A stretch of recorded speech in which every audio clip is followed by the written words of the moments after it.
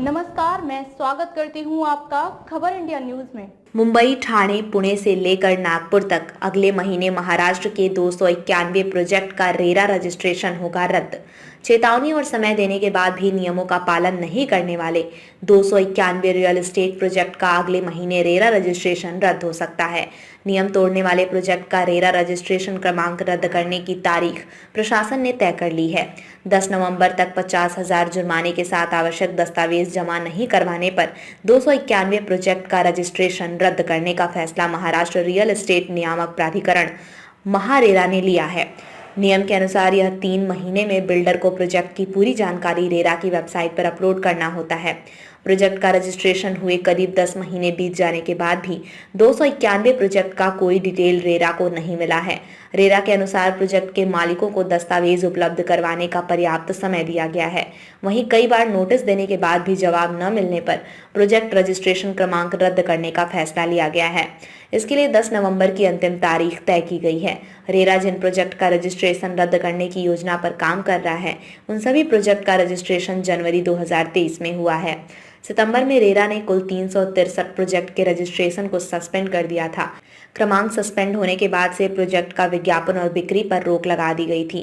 RERA ने property registration विभाग को इन प्रोजेक्ट का सेल एग्रीमेंट और सेल डीड तैयार नहीं करने को कहा था। रेरा की इस सख्ती के बाद 363 प्रोजेक्ट में से 70 प्रोजेक्ट का डिटेल रेरा को प्राप्त हो गया है। इसके बाद जुर्माना भरने वाले 70 प्रोजेक्ट को दोबारा बिक्री और विज्ञापन करने की अनुमति दोबारा दे दी गई, जबकि 291 प्रोजेक्ट का विवरण अब तक रेरा को नहीं मिला है। रेरा के रडार पर आए प्रोजेक्ट में से 127 प्रोजेक्ट एमएमआर के हैं। नियमों का पालन नहीं करने के कारण ठाणे के सबसे अधिक 54 प्रोजेक्ट का रजिस्ट्रेशन सस्पेंड हुआ है। ठाणे के बाद पालघर के 31 और रायगढ़ के 22 प्रोजेक्ट का रजिस्ट्रेशन सस्पेंड हुआ है। रेरा ने मुंबई उपनगर के 17 और शहर के 3 प्रोजेक्ट की बिक्री पर भी रोक लगा रखी है। प्रोजेक्ट का रजिस्ट्रेशन क्रमांक रद्द होने के बाद बिल्डर को दोबारा पुराना रजिस्ट्रेशन क्रमांक प्राप्त नहीं होगा। प्रोजेक्ट के लिए रजिस्ट्रेशन क्रमांक प्राप्त करने के लिए बिल्डर को नए सिरे से आवेदन करना होगा। आवेदन के दौरान बिल्डर को पहला रजिस्ट्रेशन क्रमांक रद्द होने के कारण बताना होगा। साथ ही भविष्य में ऐसी गलती नहीं होगा, ऐसा अंडरटेकिंग बिल्डर से लिया जाएगा।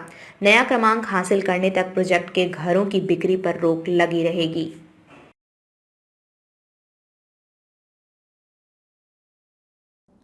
आइए नजर डालते हैं आज की खास खबर पर। खबरों में अब तक के लिए बस इतना ही।